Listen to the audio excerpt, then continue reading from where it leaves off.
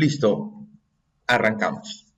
¿Qué tal amigos? ¿Cómo están? Bienvenidos a todos los que me están siguiendo aquí en esta sesión en vivo. El día de hoy, continuando con esta sección que se llama argumentación contable y que también los que no alcanzan a ver este video o algún amigo, algún colega ya no lo encuentren en Facebook porque el timeline de Facebook esto constantemente va cambiando, en el caso mío va colocando nuevas cosas, entonces ya no lo encuentran.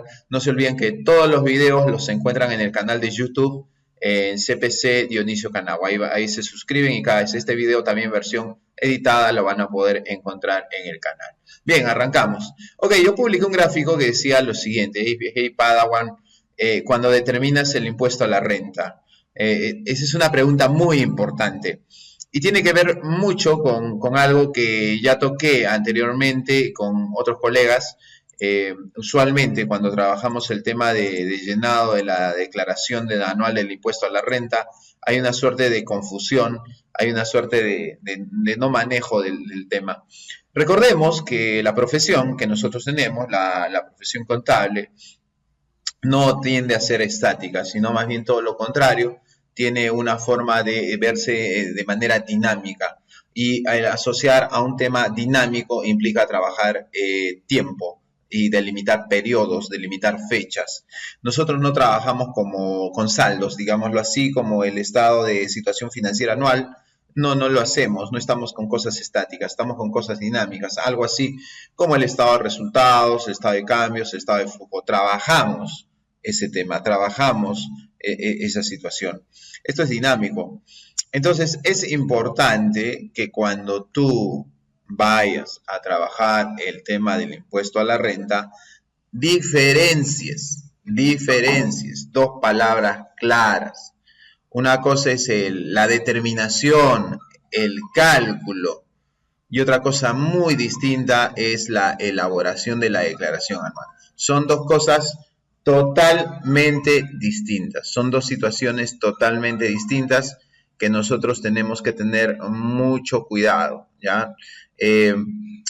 Recuerda que hablar del impuesto a la renta no es un tema que nosotros lo vamos a ver así en el mes a fines de marzo, fines de abril. No es un tema que ya lo hemos debido de trabajar. Desde el punto de vista del proceso contable, el impuesto a la renta, bueno, y si aplicas NIF, la NIC 12, el tema del diferido y todo ello, nosotros lo vamos a considerar para efectos de la determinación del cierre. Eso es muy importante a tener en consideración, el tema del cierre. De hecho, un asiento de cierre, ojo, un asiento de cierre es el que constituye el tema del impuesto a la renta.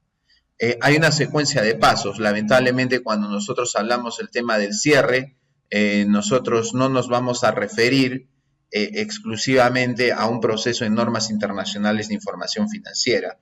Es un proceso que está dado con una norma local, que es el plan contable. Y el proceso de cierre tiene un porqué, tiene una razón que nosotros tenemos que respetar. Porque curiosamente al hacer esos asientos automáticos, esos procesos automatizados, a veces de ahí viene la razón en la cual nosotros vamos descuidando el manejo de algunos importes, de algunos montos y va generando errores. Y el mejor ejemplo es el tema del impuesto a la renta, porque cuando nosotros queremos considerar el tema de, ¿cómo se llama?, pago del impuesto a la renta, uno dice, bueno, si estoy hablando del pago y estoy hablando en un escenario de contabilidad, seguramente previamente he tenido que trabajar la provisión, me dice, ¿no? Muchos contadores están acostumbrados a eso, la provisión y el pago. Bueno, es un término que podemos decirlo así a nivel de manejo contable, de teneduría, pero cuando tú lo vas a ver desde el punto de vista exclusivo de normas internacionales de información financiera, la palabra provisión implica otra cosa totalmente distinta. Eso también quiero hacer la salvedad respectiva. Entonces, llamémosle, para la mayoría, entre comillas, le voy a decir, entre comillas, llamemos el tema de provisión. Disculpa, ¿cuándo tú provisionas impuesto a la renta? Entre comillas, provisión. es que resulta que la provisión ustedes lo asocian siempre al gasto, lo asocian a las 6, ¿no?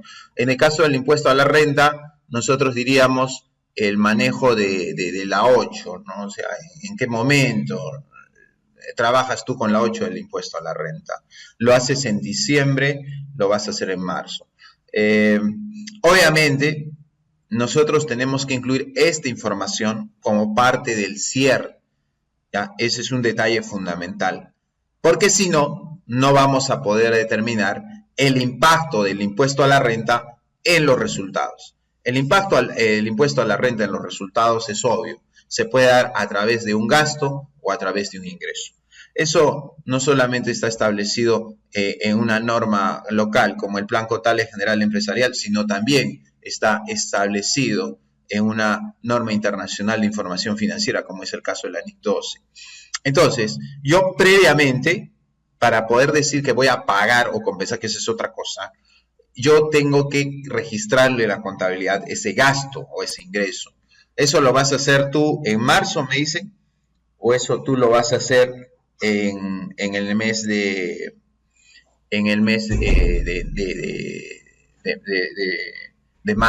diciembre, ¿no? O sea, ¿en qué mes lo vas a hacer? Ese es el tema. Y la respuesta que nosotros tenemos es que eso necesariamente se va a tener que hacer en el mes de diciembre. Va a tener que registrarse en diciembre. El efecto de los resultados va en diciembre. Cuando tú hablas de un tributo de periodicidad anual, ¿cuándo se genera? Mensualmente no, es otra cosa, se genera al cierre del ejercicio. Entonces nosotros el efecto financiero lo vamos a reconocer en diciembre. Otra cosa, me dice, pero amigo, en marzo yo hago diciembre. Bueno, esa es otra cosa, pero tiene que estar ahí. Toda la teoría de NIC 12, todo lo que te hayan dicho de NIC 12, la NIC 12, eso sencillamente va por un tema, tiene que haberse registrado. El tema es dentro del proceso contable, ¿en qué parte? Y eso tiene que formar parte del cierre contable. Porque si yo no cierro la contabilidad, no voy a poder determinar ese resultado que yo voy a informar a los socios, voy a informar a los accionistas, voy a informar al dueño del negocio, que obviamente es después del impuesto a la renta. ¿Ya? Entonces, momento 1. Momento 2, pero tú lo confundes. Cuando dices determinas el impuesto a la renta, lo confundes. ¿Con qué lo estás confundiendo? Lo confundes con la elaboración de la declaración. La elaboración de la declaración en sí, el objetivo es comunicarle a la administración tributaria que tú tienes un importe a pagar o un importe a favor tuyo. Comunicar. El objetivo de una declaración es comunicar, ¿ya? Y la administración tributaria, dentro de su potestad tributaria, te puede decir cómo vas a vincular esa comunicación. Y ahí aparecen las declaraciones tributarias. Si la declaración tributaria dice, yo quiero esta información X, Y, Z, que me la profundices, que me marques, eso que tú estás colocando financieramente no me sirve mucho, quiero modificarlo, está totalmente dentro de su potestad. Por eso es que no es el primer año, ya es el segundo año en el cual se hace una referencia muy específica al tema de no estados financieros, sino de resumen de los estados financieros. ¿Ya? Entonces, hay que tener cuidado. ¿Determina usted su impuesto a la renta en marzo? No. Lo que yo estoy viendo es si tengo un saldo a favor mío o un saldo a favor del SUNAT. Pero yo previamente ya lo determiné, ya lo calculé, ya lo contabilicé porque forma parte del proceso de cierre contable. Ese es un detalle muy importante. Si no manejamos ese concepto, entonces probablemente no podamos ubicar, no podamos enlazar, no tengamos la visión para ver y sigamos viendo como dos temas así teóricos, totalmente abstractos, la NIC 12 y la normatividad tributaria del impuesto a la renta. Ese es un detalle que hay que considerar, ¿ya? No se olvide, ¿ok? Bien, voy a dejar ese gráfico, sí, que ha sido interesante, que quería comentarles con ustedes. Sí, voy a continuar con otro gráfico más. Ahorita lo voy a buscar de estos gráficos que estuve publicando hace un tiempo atrás. Todos los días estoy publicando bastantes gráficos y bueno, siempre ahí queda pendiente comentarlos, ¿no? Por ahí hay de todo, hay de todo. Hoy día en la mañana estuve con un tema muy importante que lo voy a comentar. Mañana lo voy a comentar en el Colegio de Contadores Públicos de La Libertad y como ustedes, bueno, los que están no pueden asistir, bueno, lo voy a comentar en una posterior clase. A ver, está...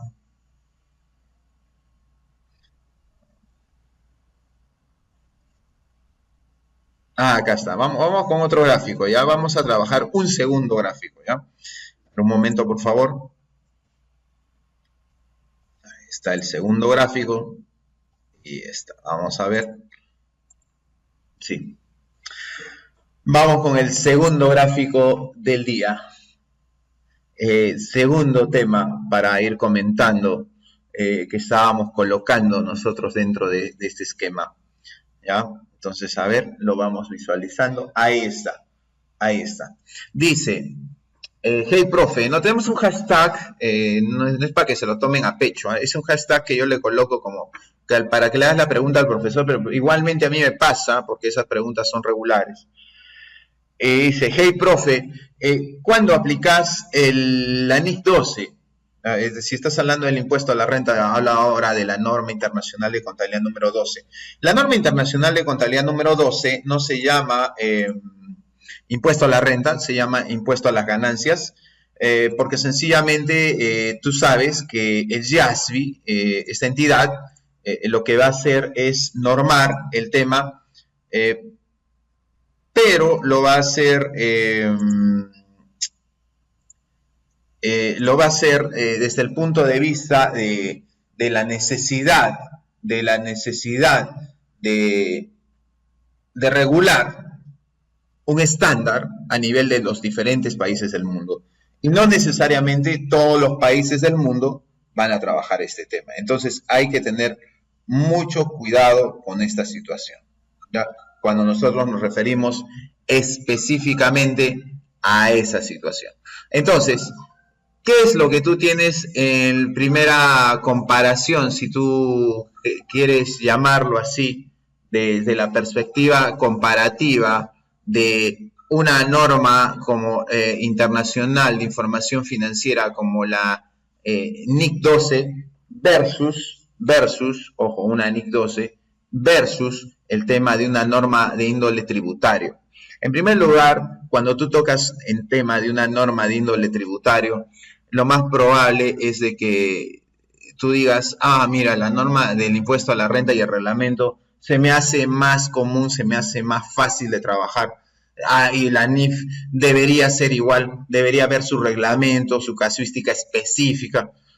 Hay una regla básica para distinguir la existencia de una norma internacional de información financiera versus una norma tributaria. Eso es algo que como contadores nosotros tenemos que trabajar.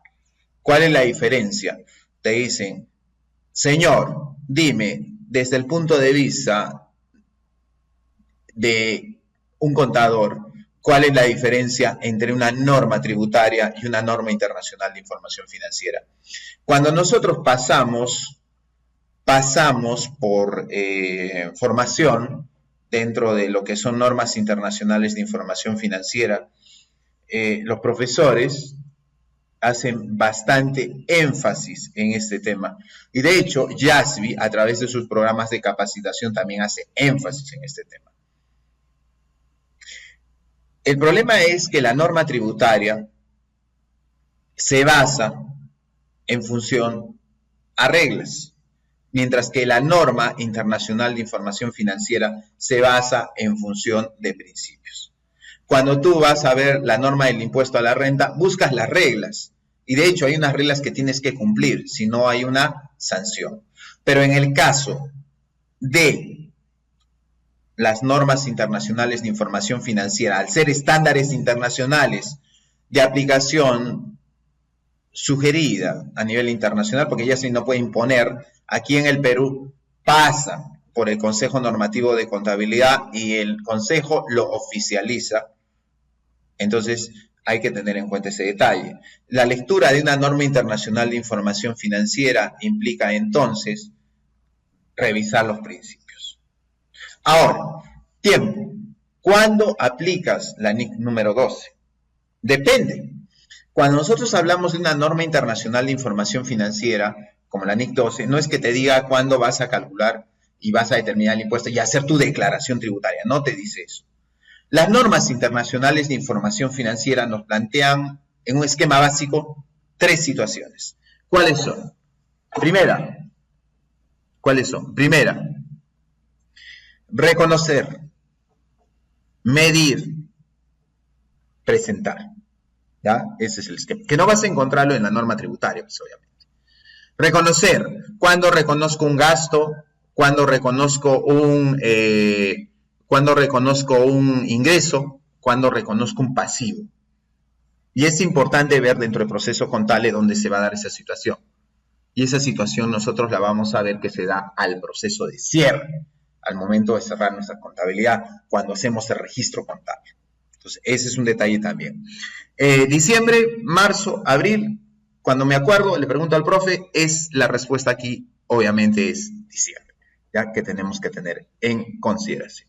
¿Ok?